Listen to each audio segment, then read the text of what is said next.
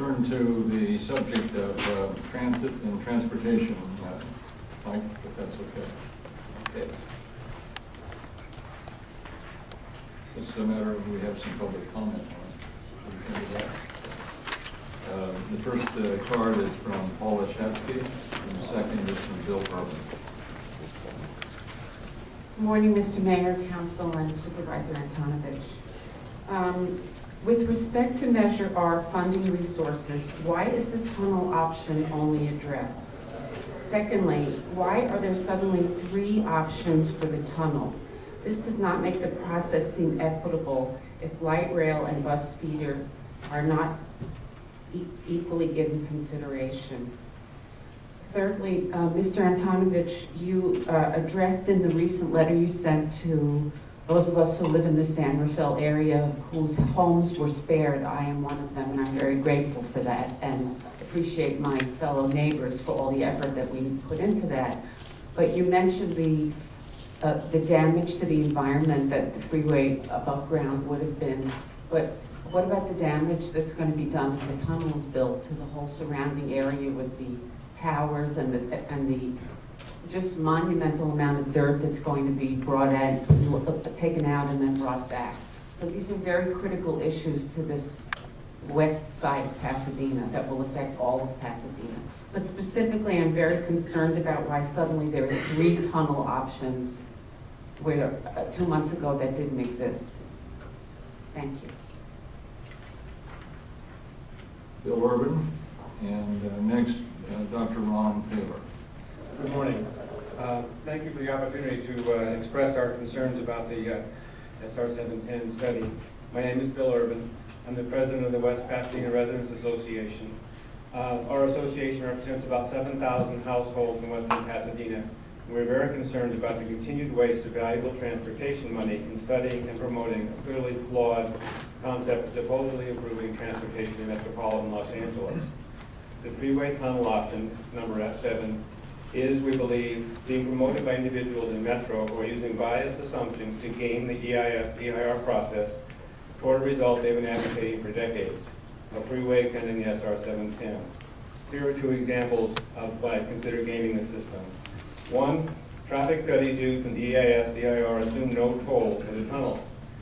All the other build options in the studies have tolls or fares. Yet Metro says substantial tunnel tolls will be needed for the private-public partnership they envision to build and operate the tunnels. This distortion ripples throughout the study. You can imagine the impact of having tolls on one segment on the traffic for the other segments around it. Secondly, Metro engineers have told us that the exhaust pouring into Alhambra, El Serena, and Pasadena will be cleaner than the ambient air. Yet when asked how, they say details have not been studied. Independent sources tell us there is no existing technology to filter vehicle exhaust to that extent, especially for the most dangerous small particles. The freeway tunnel is by far the most challenging, risky, and controversial option being considered. It must be taking an inordinate portion of the study funds to analyze and justify. WPRA urges you to withdraw the tunnel alternative and to focus on modern solutions, rail for cargo, and public transit, such as the Gold Line. Thank you very much.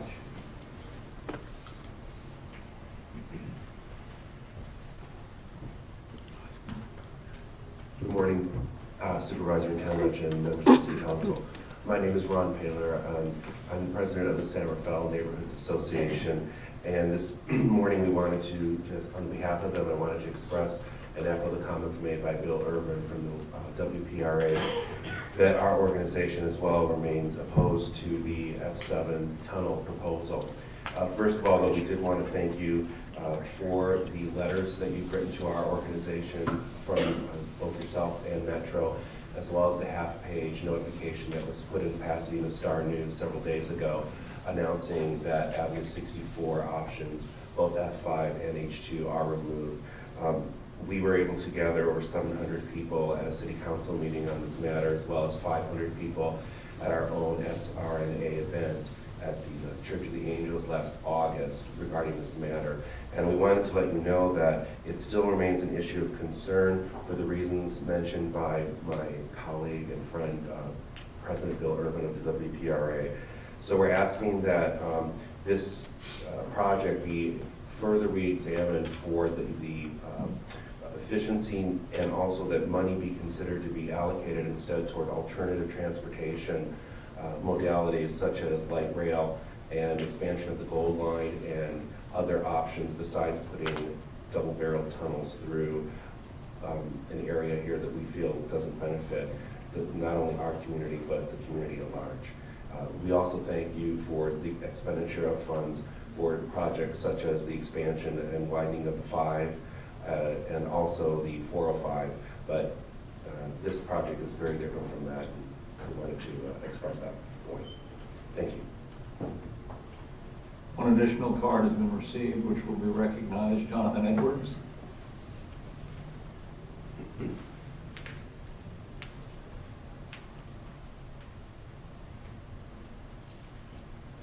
Hi, good morning.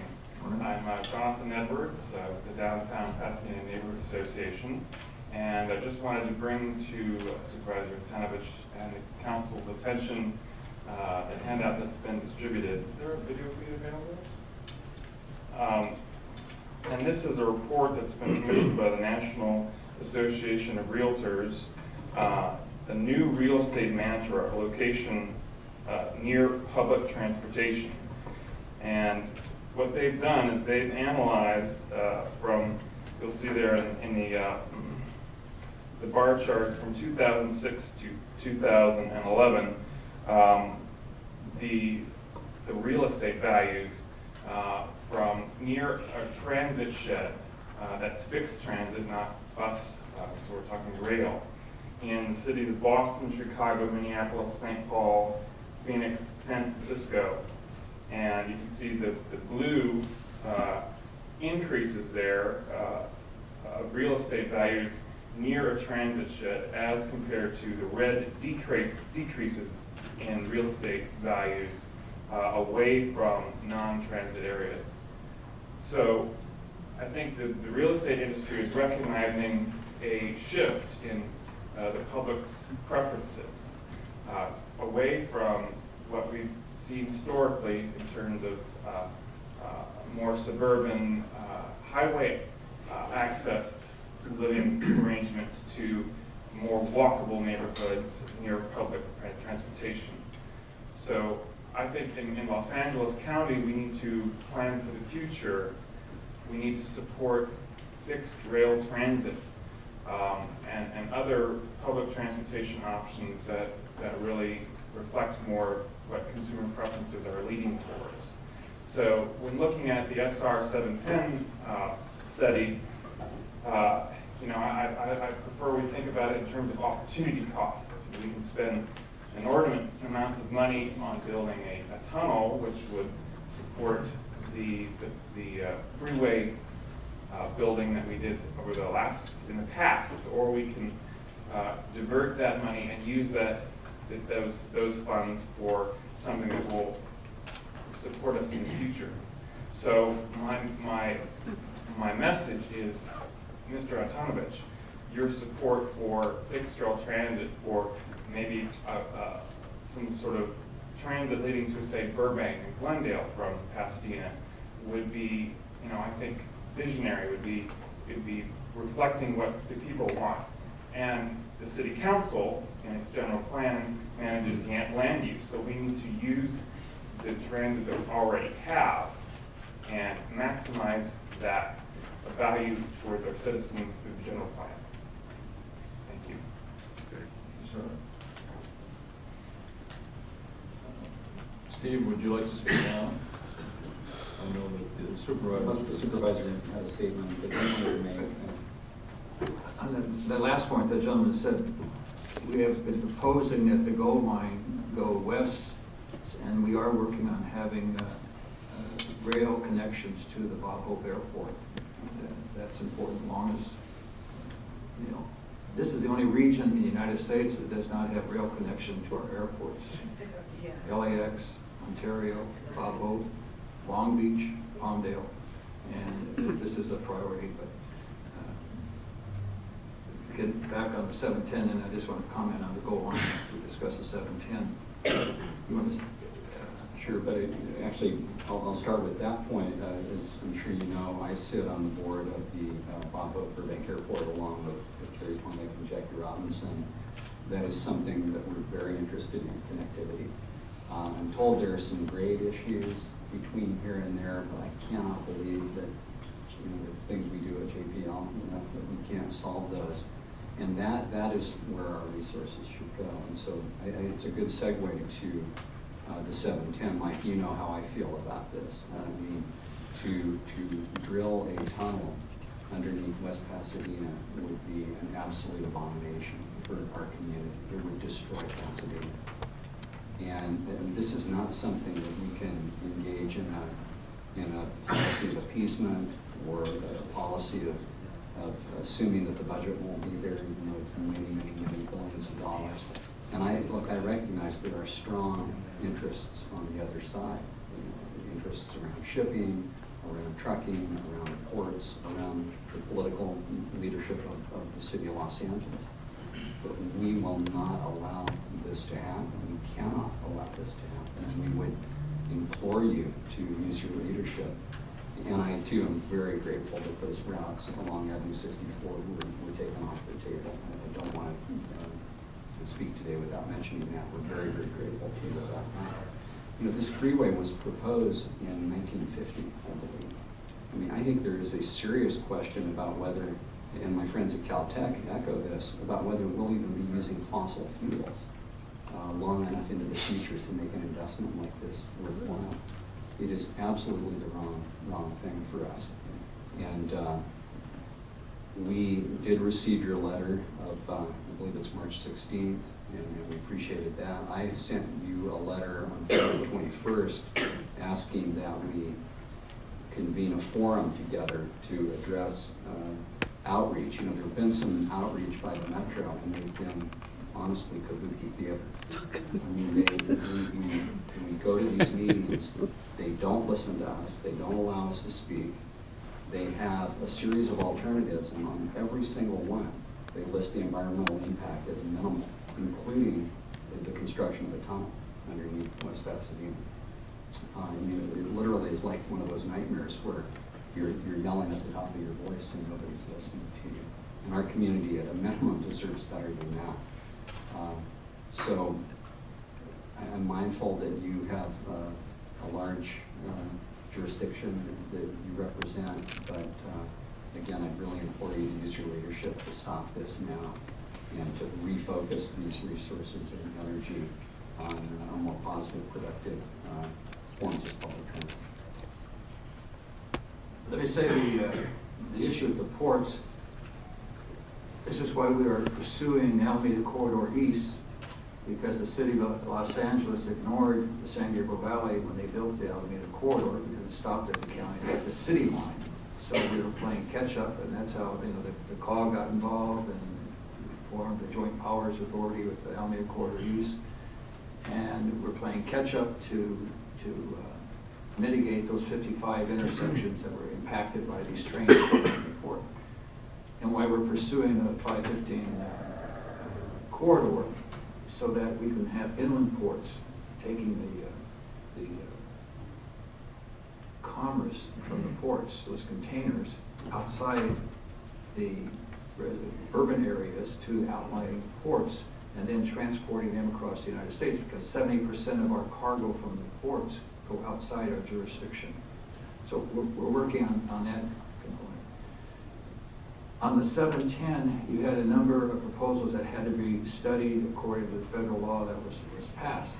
Some of those have been thrown out, as we now know, and they're down to 5 now, and the EIR is coming back in 2014, so that's being done by the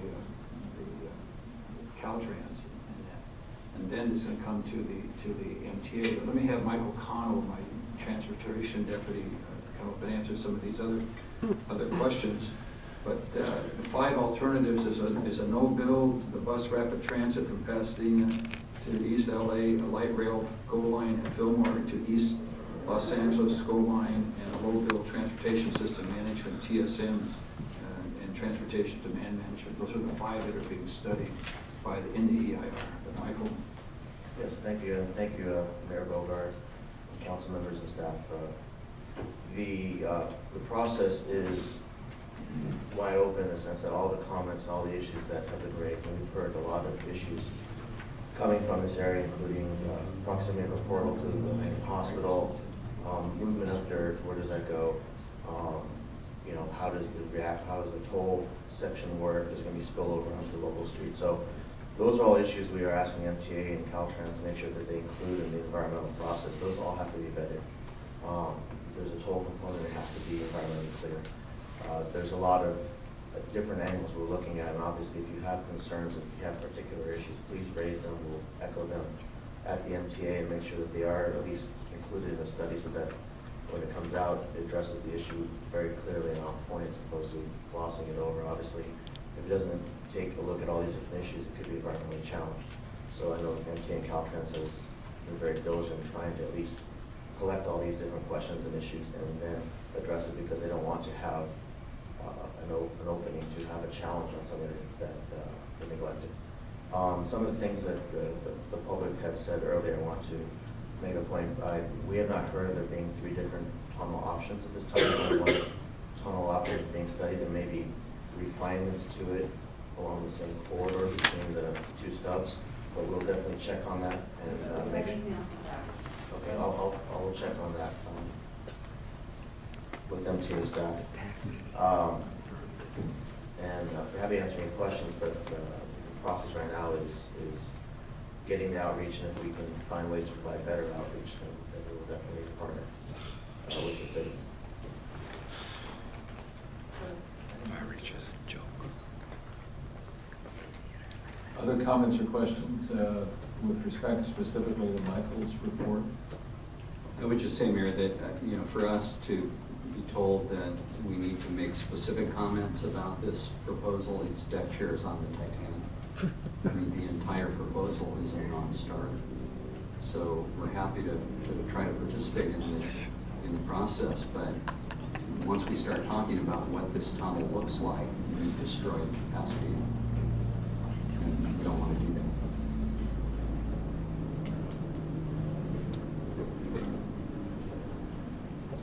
Other comments? We'll turn back. Let me say, on the goal line, they're still looking at that being to Azusa, November of 2016.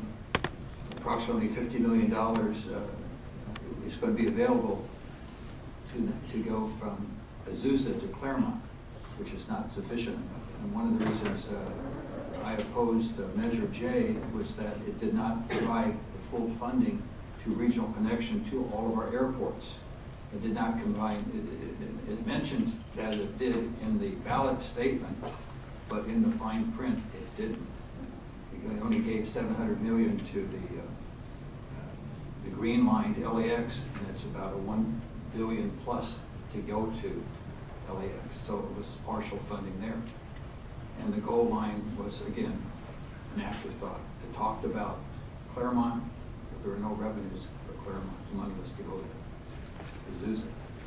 So we suggested, and others who had opposed it, that we regroup and put in a proposal in 2014 that has the funding for these priorities. Because right now, the subway to the sea is eating up a lot of these resources that we have. And it wouldn't be bad if they were using their own resources, but they're using San Gabriel, Antelope Valley, South Bay for those funds. And I'd rather have a proposal that each of the regions, because we didn't have a regional transportation system in place, and then go to the voters for their support. And again, we're this close to Claremont. And Sandbag, which is the San Bernardino Transit Authority, they want to go from Ontario Airport to Claremont line. And they're very cooperative. We have to get that one little piece in place, and that's what we're working, and Supervisor Director Fazana is working on that as well. So that's what we're trying to do in getting the goal line completed in your lifetime. We all know where Rose Hills and Forest Lawn and Mount Sinai are located, but we don't need to go there right now.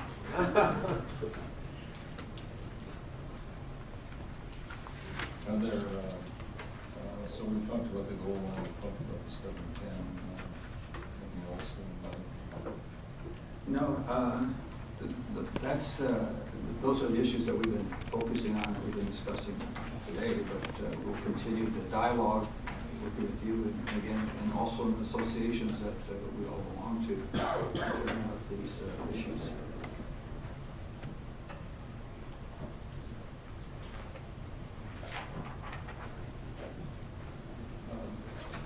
Diane Patrizzi has requested an opportunity to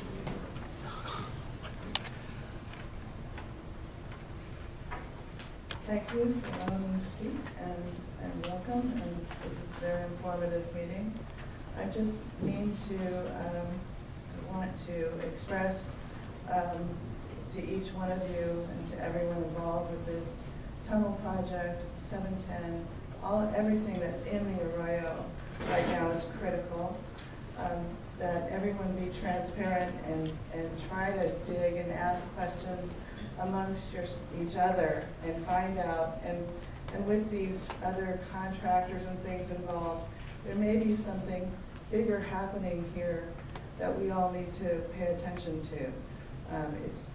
It's tunnel digging, fracking, it's similar. There's some similarities here with the need for water, sediment, all those elements that go into fracking. And we also have a major Chevron client floating around. So these are really, there's more going on under the surface of this, possibly. Maybe I'm wrong. Thank you. Thank you very much. Are there any other requests, Mike, that you want to mention to us here in the city where we can work with you and provide information or provide support of one kind or another?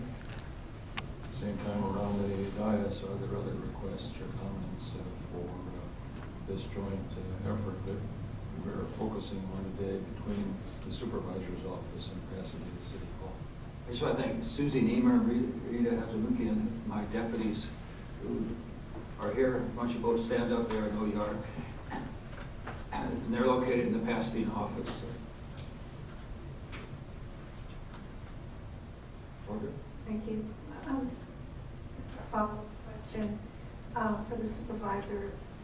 Thinking in terms of the Measure R, Measure J, and the regional allocation of those monies, do you have any sense that when there is a change in the Los Angeles mayoral seat, that might result in thinking more favorable to the San Gabriel Valley on the metro? That's what we wanted. That's what we wanted to do. One reason I had opposed Measure R at the time, and Bill was also signed that, is it didn't put the emphasis not just in the San Gabriel Valley, but in the other valleys as well. I mean, the San Fernando Valley was getting pennies, and North Valley was basically forgotten. It ought to be fair. Measure J kept the population at the 2004 level, 2006 level, all the way through 2069. Well, you're going to have growth and whatever in different parts of the area that should reflect that. They kept Metrolink funding at 3%. Well, Metrolink is a system that goes from Ventura County to Oceanside. We'll be going to San Diego in the future, but we have 1 million passengers in that region that travel each month. There should have been a mechanism for growth and meeting that demand. And it didn't do that. But I would like to see one that included San Gabriel Valley, but the others for a regional transportation system. It shouldn't all just go down to the city of LA. So is it, And that's why do you have any sense with the new mayor in Los Angeles, there'll be open-mindedness about that? We hope so. Supervisor Mark Riley Thomas has been an asset to the MTA board. He's really done well. And he's going to be the chairman in 2 years. A new mayor will be hopefully helpful in this area. He thinks we will. The previous one was not as helpful. The problem that we have with MTA is you have 4 representatives from the city of LA who vote with the mayor. And then your 87 cities have 4 representatives. Well, you have 5 supervisors, but in the past we usually had a couple that were married to the city of LA. So it was, we didn't have that majority. Now, Supervisor Molina and Mark Ridley Thomas have been on the independent side looking at what's important. Like they eliminated Leimert Park Station in south central Los Angeles. And then they're putting money into on the west side.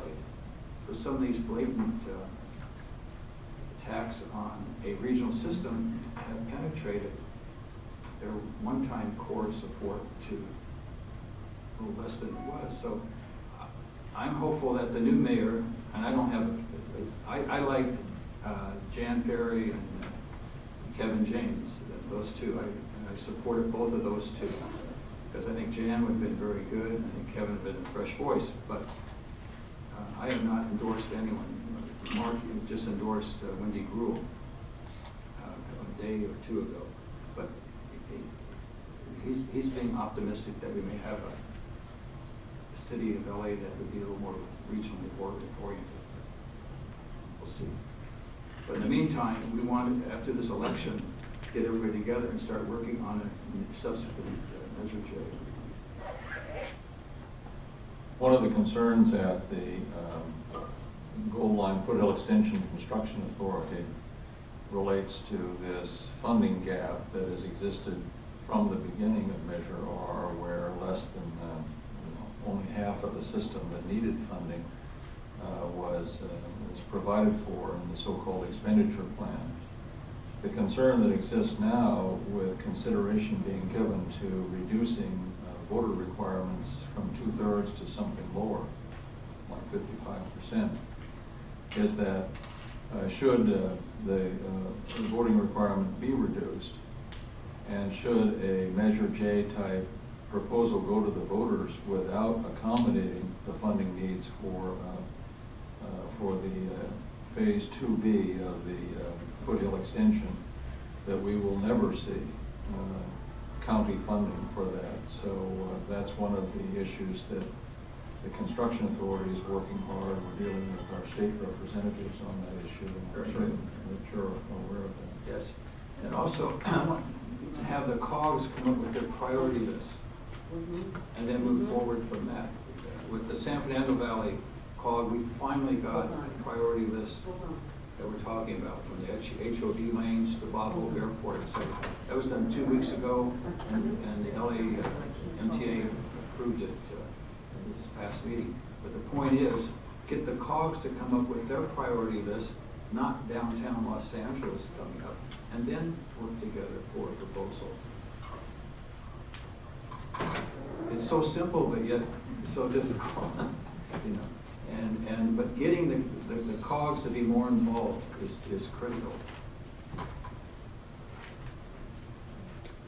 I'm informed that there's still one member of this group who's gathered the audience who wishes to submit a card. If there's time on your schedule. Okay, we're doing a foster care emancipated youth job fair at Jackie Robinson Park right after this. So if they're short, we'll do it short.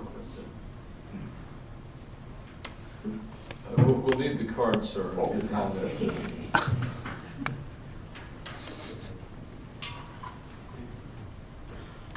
Thank you, Supervisor.